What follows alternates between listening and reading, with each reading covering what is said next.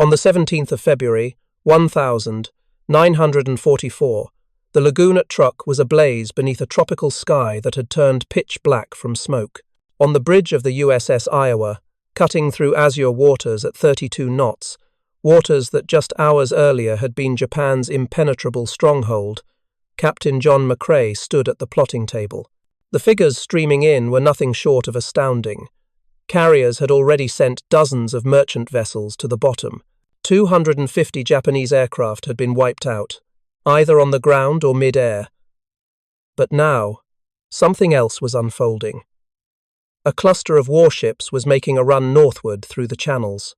Admiral Raymond Spruance, leading the Fifth Fleet, had reached a decision that caught even his own staff off guard. He was calling for a surface engagement. The light cruiser Katori, the destroyers Maikaze and Nowaki, the auxiliary cruiser Akagi Maru.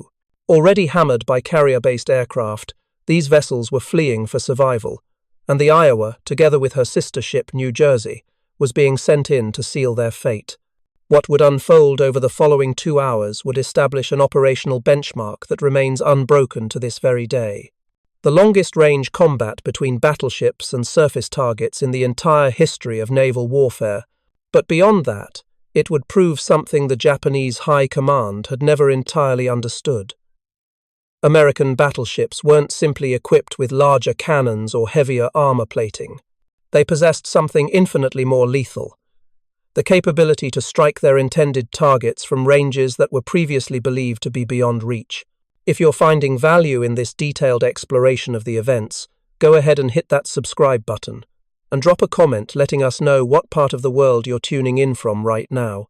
To grasp why the clash at Truk came as such a profound shock to Japanese naval philosophy, you need to look back at how both fleets conceptualized battleship warfare.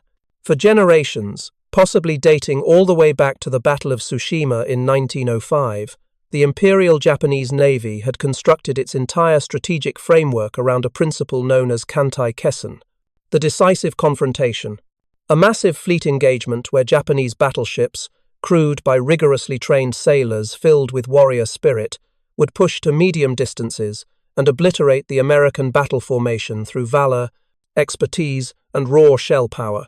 Distance wasn't merely a technical measurement, it was intertwined with an entire combat philosophy.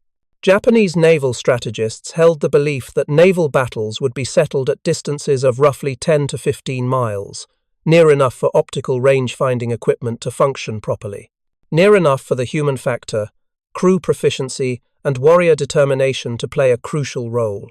The notion that projectiles could be precisely delivered onto targets from past the visible horizon, from distances where enemy vessels couldn't even be spotted with unaided vision, appeared more academic than achievable. This wasn't a matter of being uninformed. Japanese naval intelligence was thorough and highly capable. They understood in broad strokes what American battleships were technically capable of achieving. They knew the published specifications, range figures, projectile mass, armor dimensions. What they never fully grasped, what they found difficult to accept until witnessing it firsthand, was the fire control technology. American radar-guided fire control systems, especially the Mark 8 fire control radar installed on Iowa-class battleships, represented a complete transformation in naval artillery.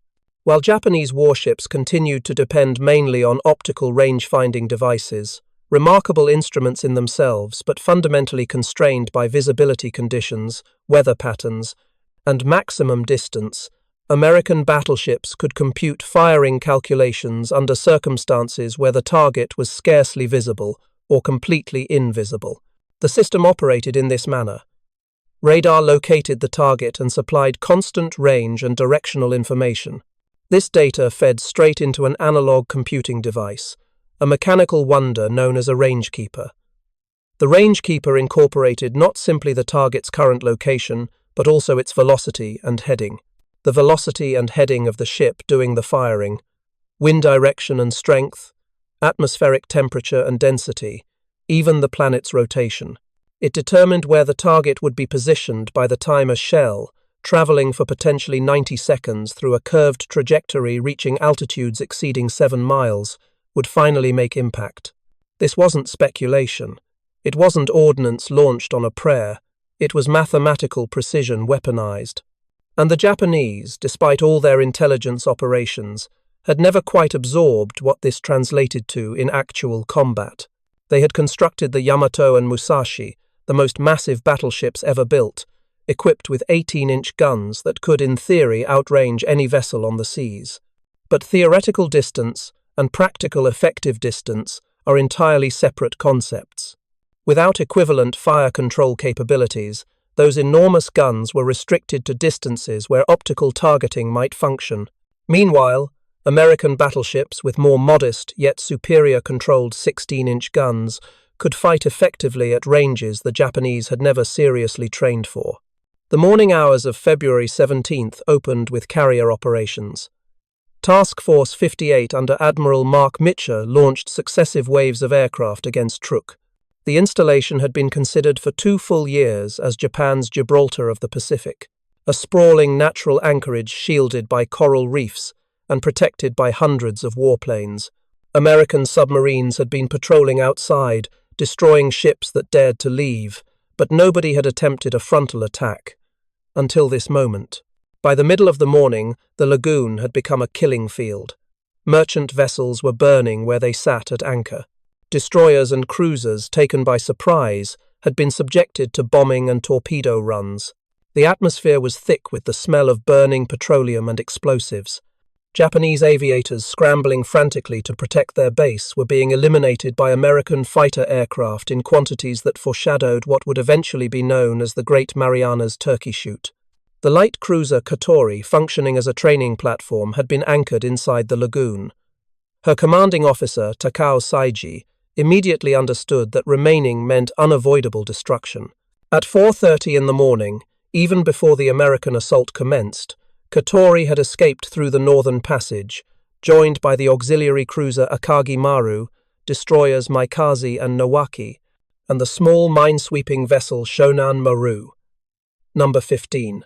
They were attempting escape, aiming to make it to Saipan. Gambling the Americans would be too preoccupied with targets within the lagoon to pay attention to a handful of ships heading for the open ocean. They very nearly succeeded. But American reconnaissance aircraft discovered them. Intelligence reached Admiral Spruance, directing operations from the heavy cruiser Indianapolis. His carrier forces had delivered massive destruction inside the lagoon. Aircraft were coming back, some showing damage, all running low on fuel and munitions.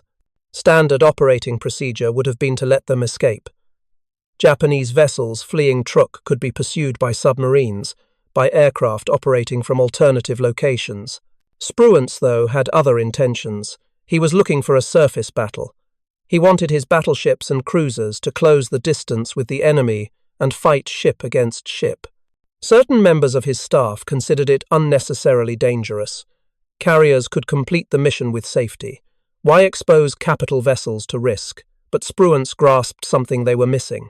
This conflict was demonstrating repeatedly that carriers had supplanted battleships as the primary instrument of naval combat. But that didn't render battleships obsolete. Not just yet. And he was determined to show both to his own naval forces and to the Japanese that American surface combatants could still engage and triumph decisively. He assembled Task Group 50.9, battleships Iowa and New Jersey, heavy cruisers Minneapolis and New Orleans, 4 destroyers, light carrier Cowpens offering air protection, and he assumed tactical leadership himself. The pursuit had begun. The Japanese vessels had roughly a 2-hour advantage.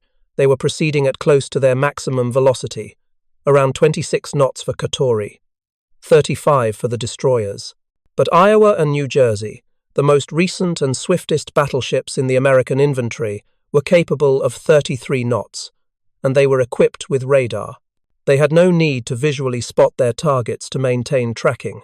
Shortly past 1 in the afternoon, American scouting aircraft from Cowpens verified the Japanese location. Katori and her escorts were positioned 30 miles to the northwest of Truk, steering roughly northward, still attempting their escape. On Iowa's bridge, Captain McCrea was receiving continuous reports from the fire control station. Distance to target, 32,000 yards, 18 statute miles. The Japanese ships remained invisible to unaided observation, their hulls concealed beyond the curvature of the earth. But on the radar display, they appeared with perfect clarity, 4 separate contacts proceeding steadily to the northeast. Admiral Willis Lee, commanding the battleship division, issued the directive, ready for surface combat, all engines to maximum. Increase velocity to intercept. Down in the depths of the enormous turrets, the gun crews began their work. Each turret, labelled 1, 2, and 3, housed 3 16-inch guns, 9 barrels in total. Each one stretched 66 feet from the breech end to the muzzle opening. Each projectile, when armor-piercing rounds were loaded, weighed 2,700 pounds, nearly 1.5 tons of steel and high explosive, able to pierce through 2 feet of armor plating at distances of 15 miles. The armor-piercing projectiles, given the designation Mark 8, were marvels of engineering. A hardened steel tip at the front to bite through armor, a ballistic covering to preserve velocity during flight, within a comparatively modest explosive charge. These weren't meant to explode upon impact like aerial bombs. They were designed to drive deep into a vessel's critical areas, then explode, obliterating ammunition stores, propulsion compartments, command posts, killing the vessel from within. For this particular action, however, the high-capacity projectiles, Mark 13, would prove more appropriate. 1,900 pounds with a significantly larger explosive charge, created to produce catastrophic fragmentation against lightly protected ships like destroyers and the thin-hulled Katori. These were the preferred munitions. Inside the plotting room, the rangekeeper processed data, information from radar, information from the vessel's gyroscopic navigation equipment and velocity gauges. The target's heading and velocity, estimated and constantly refined. The system determined the firing calculation, the barrel elevation required, the lead angle to compensate for the target's movement, even the erosion on the gun barrels, which marginally decreased muzzle velocity after successive firings, was taken into account. At 14,500 yards, Iowa commenced firing. 7 3/4 statute miles. Turret 2 fired initially. 3 guns, 3 shells, each weighing close to a ton, propelled at a muzzle velocity of 2,600 feet per second. The recoil force was tremendous. The entire vessel trembled. The overpressure shock wave from the cannons could harm unshielded personnel on the deck. The blast shields, massive armoured structures designed to safeguard the decks from the gun muzzle's violence, briefly glowed from the intense heat. 45 seconds afterward, the initial salvo reached its destination. Katori, already damaged by previous airstrikes, was trying to maneuver. Her commanding officer understood what was approaching. 3 shells arriving in a concentrated grouping. 1 dropped short of the target, 1 landed beyond. The third impacted the water directly alongside, drenching the vessel with shrapnel and seawater. A straddle. The subsequent salvo would make corrections. Katori's crew returned fire. Her 5-inch guns, intended for anti-aircraft duties and protection against destroyers, began firing. She even released a torpedo spread, a desperate, defiant act. But the distance was excessive. Her optical range-finding instruments couldn't obtain an accurate fix on ships positioned beyond the horizon. The torpedoes ran their course uselessly, passing New Jersey by hundreds of yards. Iowa continued firing, salvo after salvo. Each volley consisted of 3 shells. Each volley was corrected based on where the preceding one had landed. The rangekeeper made continuous updates. The radar tracked Katori's changes in course. Small adjustments as she attempted evasion, but there could be no escape. At these distances, the shells required almost a complete minute to reach their target, but the fire control system forecasted where the ship would be located, not where it currently was. The 4th salvo connected. Multiple shells struck Katori's superstructure and a midships section. The 1,900-pound shells exploded with tremendous force. Fragmentation sliced through everything not shielded by thick armor, and Katori, being a light cruiser, possessed very minimal heavy armor protection. Her bridge received a direct strike. Her propulsion compartments were ripped apart. Blazes broke out.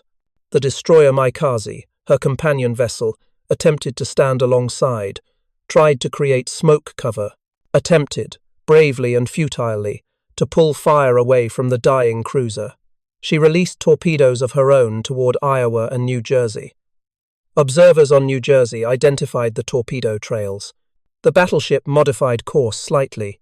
The torpedoes went past just forward of the bow. One officer would later comment that being struck would have been humiliating. But Maikaze's sacrifice gained nothing. American heavy cruisers Minneapolis and New Orleans had reduced the distance. Their 8-inch cannons contributed their firepower to the bombardment, and carrier-based aircraft from cowpens, circling overhead, alerted the surface vessels to any underwater threat and verified successful hits. Katori, her guns still firing even as she tilted severely, capsized at 13:43 hours, 11 minutes under sustained fire. Captain Saiji went down with his vessel. Substantial numbers of survivors were observed in the water. Destroyer Burns tried to recover some of them, but the Japanese sailors, conditioned to fight until death, rejected rescue. Some assaulted the American sailors. Ultimately, none were retrieved from the ocean. None made it out alive. Every person aboard Katori, roughly 300 officers and enlisted men, died. Maikaze, still engaged in combat, became the following target. Outmatched by firepower 20-1, she nevertheless pressed forward to launch another torpedo assault. Minneapolis and New Orleans focused their fire on her. Shell upon shell hammered into the 2,000-ton destroyer. She withstood punishment that should have destroyed 3 vessels her dimensions. Her crew battled until the ammunition storage detonated, and she fractured in 2. Complete loss of crew. Destroyer Nowaki, witnessing the fate of her sister ships, attempted to flee. She possessed greater speed than the battleships, able to exceed 35 knots, and she had gained some distance. Iowa and New Jersey pivoted to give chase. Distance increased to 34,000 yards, then 36,000, 19 miles, 20 statute miles. Past the range where any battleship had ever landed a hit during actual combat. But the pursuit wasn't focused on scoring hits. It was focused on showcasing capability. Iowa fired, New Jersey fired, salvos arced across the Pacific waters, shells ascending miles into the atmosphere before descending back down. At maximum elevation angle, 45 degrees, the trajectory resembled an artillery weapon firing over a mountain range. The shells dropped around Nowaki. One salvo straddled her position, shells striking the water to port and starboard. Fragments from close misses inflicted casualties and light damage, but she was too swift, too distant, and increasing the gap. At 35,700 yards, 20.3 statute miles, New Jersey launched what would become the concluding salvo of the engagement. It achieved a straddle. One shell splashed into the sea off Nowaki's port quarter, another to starboard. The destroyer vanished into precipitation and widened the separation. She would get away, but the objective had been accomplished. 23 miles had been recorded as the theoretical maximum distance of the Iowa-class cannons. 20.3 miles was the verified combat firing distance, the longest-range artillery engagement between surface combatants ever documented, a benchmark that persists today and will probably persist indefinitely, as no naval force constructs battleships any longer. The auxiliary cruiser Akagi Maru never even reached the surface battle. Carrier-based aircraft had intercepted her hours previously. 3 direct bomb strikes and massive internal detonations. She was being evacuated and going under by the time Iowa initiated fire on Katori. The small minesweeping vessel Shonan Maru, number 15, attempted escape, then attempted resistance. Destroyer Burns eliminated her with 5-inch gunfire. Similar to Katori and Maikaze, there were no survivors. 4 vessels. 1 got away. 3 obliterated. Within the time span of 90 minutes, American surface combatants had proven something that Japanese naval strategists had never quite accepted as feasible: precise, destructive fire from distances that surpassed anything in their operational doctrine, their preparation, or their combat history. But here's where the narrative takes on greater depth. Because this wasn't simply about distance. It wasn't simply about striking ships from 20 miles out, though that was impressive enough.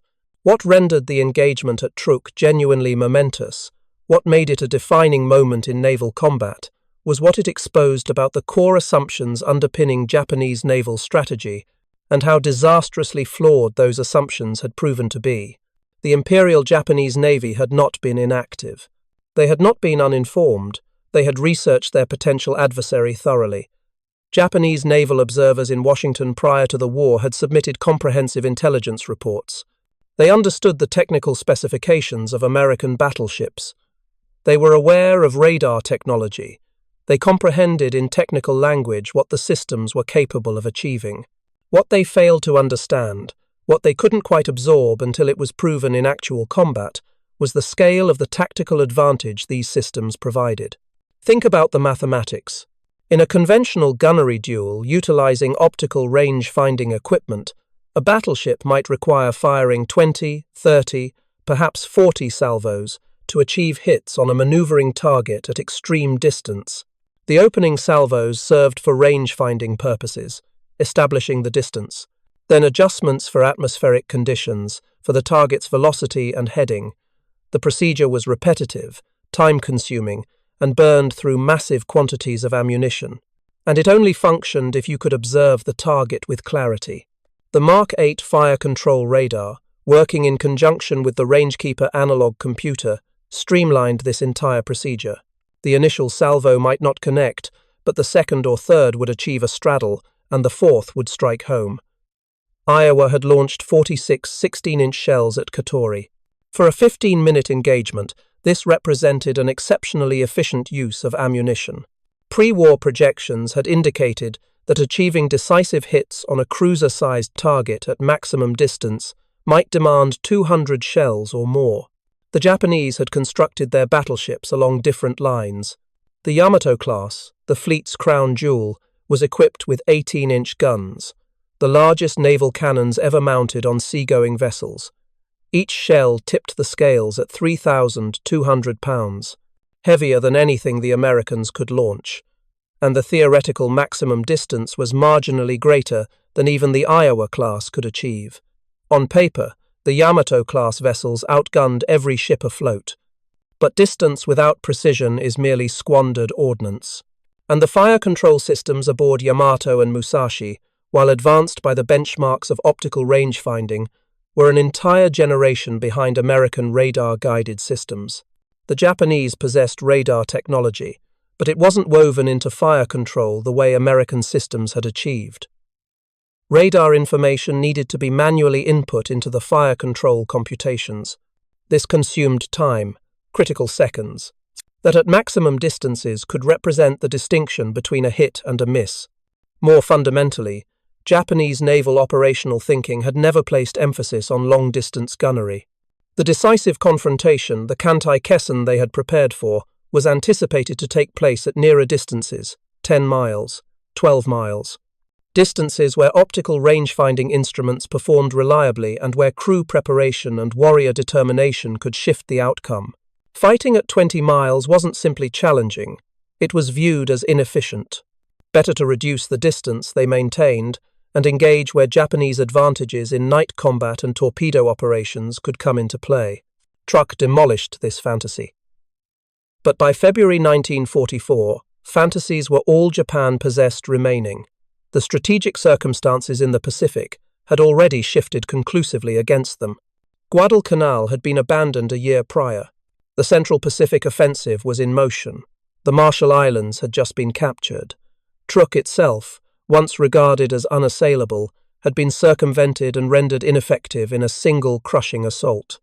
And now, even in surface warfare, the one domain where Japanese naval commanders still held faith that their battleships might triumph through superior preparation and fighting determination, American technological dominance had proven absolute. Vessels firing from past visual observation distance, striking targets with an accuracy that appeared almost otherworldly.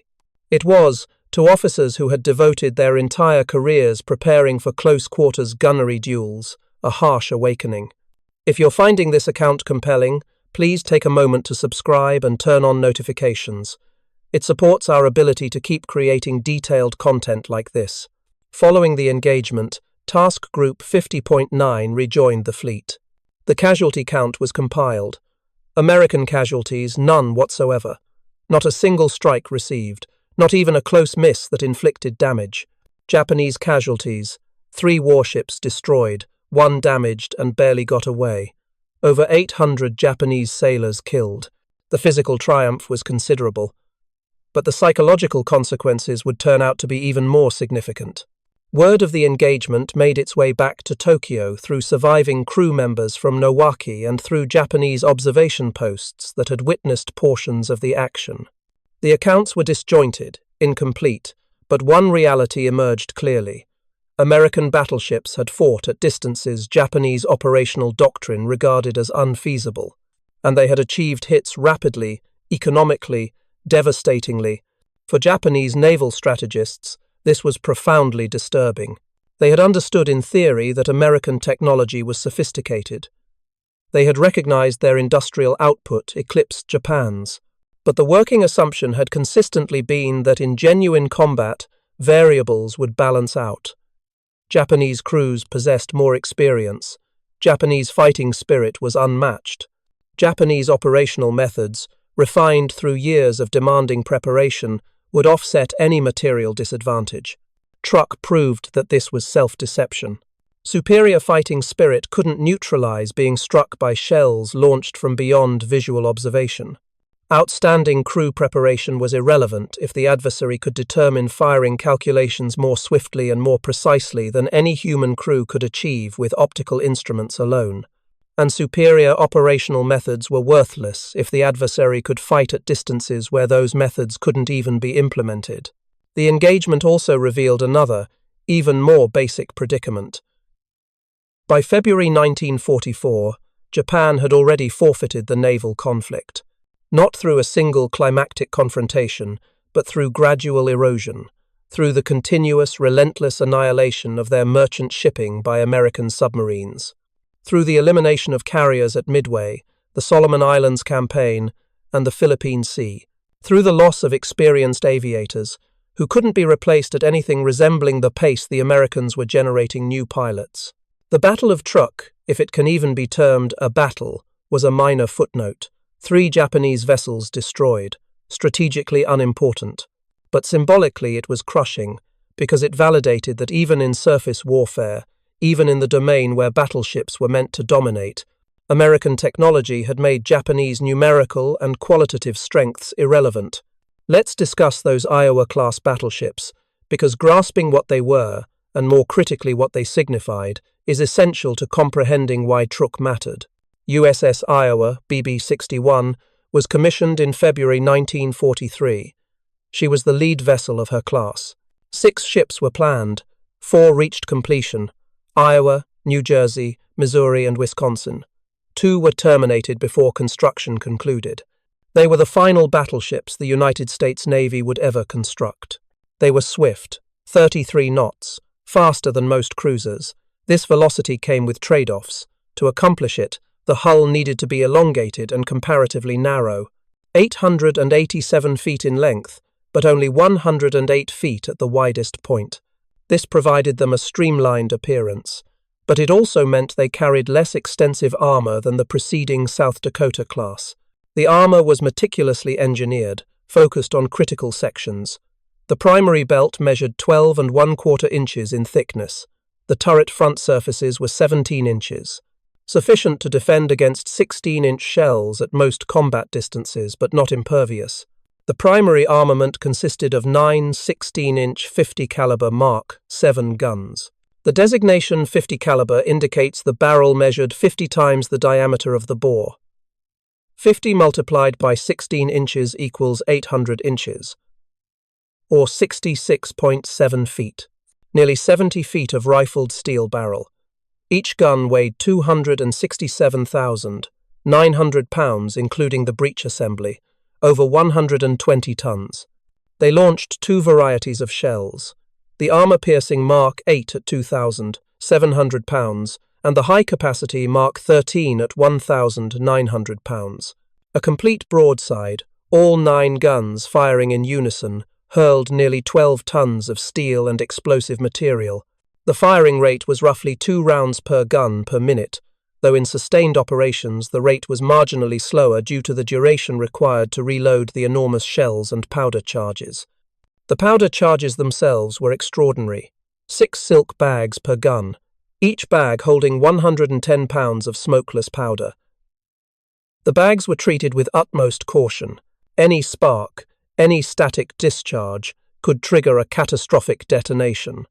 The powder was reactive enough that temperature fluctuations needed to be factored into the firing computations. Warmer powder combusted marginally faster, modifying muzzle velocity and therefore range and trajectory. The secondary armament was 25-inch 38 caliber dual-purpose guns. These could attack both surface targets and airborne threats. At nearly 9 statute miles of range, they could strike destroyers or coastal positions, and with proximity-fused shells, they could generate air bursts lethal to approaching aircraft. Completing the armament were numerous 40mm Bofors and 20mm Oerlikon anti-aircraft weapons.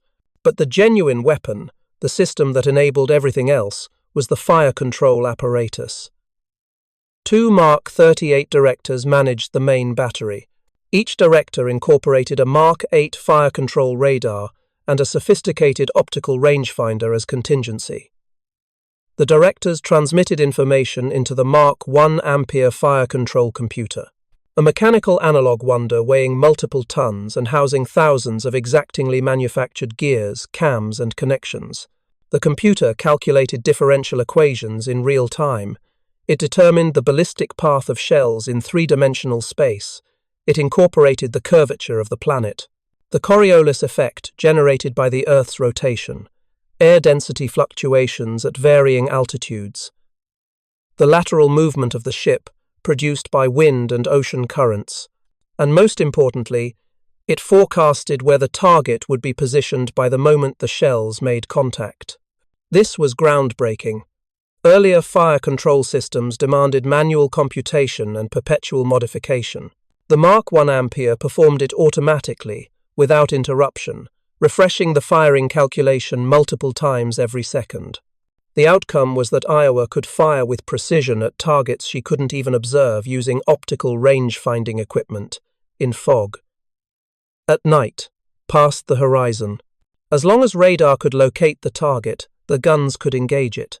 The engagement at Truk proved this capability in actual combat for the first time, and it struck fear into the Japanese, because they grasped that their most formidable battleships, Yamato and Musashi, despite their heavier armor protection and larger cannons, couldn't replicate this.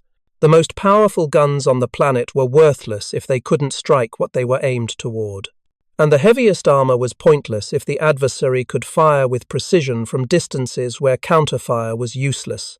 But here's the most profound irony, the one that transforms this narrative from simply a story of technological dominance into a lesson about the fundamental nature of warfare itself. By the moment Iowa proved the superiority of radar-guided gunnery, battleships were already outdated. The engagement at Truk was the sole occasion Iowa or New Jersey ever launched their main guns at hostile surface combatants in anger throughout World War II. The only time. Aircraft carriers had already established themselves as the decisive armament at the Coral Sea, at Midway, at the Philippine Sea. At Leyte Gulf, the most extensive naval confrontation in recorded history, battleships fired their cannons, but the confrontation was determined by aircraft. By 1944, the battleship's function had been diminished to coastal bombardment, anti-aircraft protection for carriers, and on occasion, as at Truk, pursuing damaged or outmatched enemy vessels. The Iowa-class ships were in essence the ultimate realization of a dying weapons platform, swifter, more precise, more advanced than any battleships that had preceded them, but still battleships. Still bound to a form of combat that aircraft had made obsolete. They were magnificent relics, constructed to wage a war that no longer had relevance. This is what the Japanese admirals never completely grasped. It wasn't simply that Iowa's cannons could strike from 23 miles. It was that striking from 23 miles had ceased to be significant, not when carrier-based aircraft could attack from 200 miles, not when a single carrier could deliver more destructive capability than an entire battleship formation. The inquiry wasn't whether Japanese battleships could equal American battleships in an artillery duel. The inquiry was whether battleships had any relevance whatsoever, and the response by mid-1944 was progressively negative. Yamato and Musashi would both be destroyed by aircraft. Yamato in April 1945 during a one-way suicide sortie to Okinawa. Musashi at Leyte Gulf in October 1944. Neither vessel ever faced an enemy battleship. Their enormous 18-inch guns, the most powerful naval artillery ever installed on a warship, fired at aircraft, at destroyers, but never at the American battleships they were engineered to eliminate. The Iowa-class ships enjoyed longer operational lives. They were brought back into service for Korea, where they delivered coastal bombardment. New Jersey witnessed action in Vietnam. All four were returned to active duty in the 1,980 seconds, upgraded with cruise missiles and anti-ship missiles. They fired their guns in warfare for the final time during Operation Desert Storm in 1991, when Missouri and Wisconsin shelled Iraqi positions in Kuwait. But even at that point, they were artifacts, impressive artifacts, floating exhibitions of a vanished epoch. The cruise missiles they transported possessed longer range and superior precision than their 16-inch guns. The aircraft launching from carriers hundreds of miles distant delivered more ordnance with greater accuracy. The battleships were maintained in service partially for coastal bombardment, partially for psychological impact, and partially because nobody quite understood what alternative use they had. Today, all four serve as museum vessels: Iowa in Los Angeles, New Jersey in Camden, Missouri in Pearl Harbor, fittingly anchored close to where the conflict commenced, Wisconsin in Norfolk. Visitors can traverse their decks, stand inside the turrets, marvel at the engineering, but the period they embody has passed. The age of the battleship concluded not with a spectacular final confrontation, but with a quiet recognition that alternative weapons were simply more capable. The engagement at Truk represents an unusual moment in this transformation, a showcase of technological dominance in a weapons platform that was already being supplanted. Japanese admirals were stunned that Iowa could strike from 23 miles, but they should have been more troubled about the carriers that had annihilated 250 aircraft and numerous ships earlier that identical day. Still, for the personnel who served aboard Iowa, for the crew who loaded the projectiles and operated the guns and serviced the equipment, Truk was validation that their vessel, their armament had meaning, that they weren't merely present while aircraft conducted the genuine fighting. For 90 minutes on February 17, 1944, battleships held relevance once more.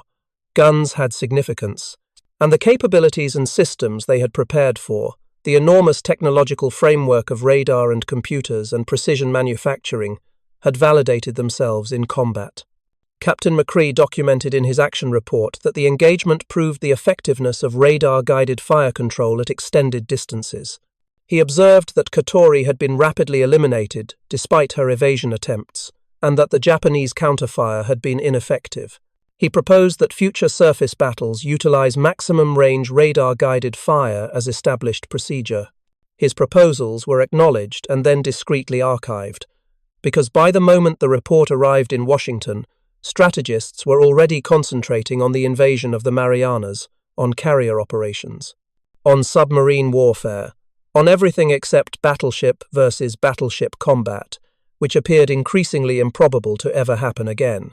For the Japanese, the lessons of Truk were absorbed too late to have impact. Intelligence reached the Naval General Staff in Tokyo. Engineers analyzed what limited data could be extracted from survivors. They finally comprehended just how severely they had fallen behind in fire control technology. Proposals were created to upgrade Japanese battleships with enhanced systems, but by early 1944, Japan lacked the manufacturing capability, the materials, and most crucially the time to execute such modifications. The war was already decided. Truk had revealed it. Not because of the 4 vessels destroyed, but because of what those destructions signified. American technology, American manufacturing, American systems were dominant across every aspect of naval combat. Fire control, radar, damage containment, logistics, industrial output, pilot preparation, code breaking. The Japanese could continue fighting. Their sailors remained courageous. Their ships remained threatening. But courage and threat couldn't overcome systematic, overwhelming superiority across every quantifiable measure. One Japanese naval officer questioned after the war articulated the sensation when intelligence from Truk reached Fleet Command. "We understood at that moment," he stated, "that we were waging a conflict we had already forfeited. Not merely the engagement, but the entire war. They could accomplish things we couldn't accomplish, construct things we couldn't construct, and they could accomplish it more rapidly and more effectively. We had maintained hope that fighting determination would compensate. Following Truk, we realized it wouldn't. This awareness permeated through the combined fleet, not instantaneously, not universally. Some officers still maintained faith in the possibility of a decisive confrontation. Some still believed that one significant triumph, one overwhelming strike, could compel the Americans to seek terms. But progressively, the dominant sentiment was resigned acceptance. The question wasn't whether Japan would be defeated. It was when, and at what price. The complete accounting from Operation Hailstone presents sobering numbers. From the Japanese viewpoint, over 200 aircraft annihilated, 3 light cruisers destroyed, 6 destroyers destroyed, numerous smaller warships and support vessels eliminated, 32 merchant ships and transports representing over 200,000 tons sent beneath the surface, all achieved within 2 days, with American losses of 25 aircraft and roughly 100 casualties. Truk, once regarded as the Gibraltar of the Pacific, was made worthless. The garrison stayed isolated, facing starvation until the war's conclusion. But as an operational installation, it stopped functioning on February 18, 1944. And the surface engagement, the 90-minute gun confrontation that destroyed Katori and Maikaze and showcased the Iowa-class battleship's abilities, was nearly overlooked amid the broader devastation. Nearly, but not entirely. Because for the personnel who served on Iowa and New Jersey, for the officers and crews who had loaded those projectiles and fired those cannons and observed through optical instruments as enemy vessels burned and went under, it held significance. It validated that their vessel, their armament, their preparation held worth, that even in a conflict controlled by aircraft carriers and submarines, there remained a function for the heavy guns. They were mistaken, naturally. History would demonstrate they were mistaken. But in that instant, in the waters northwest of Truk, with smoke ascending from the lagoon behind them, and the benchmark for longest-range naval gunfire engagement established, and probably never to be surpassed, they had complete justification to believe they held significance. Thank you for watching. For more comprehensive historical analysis, explore the additional videos on your screen right now.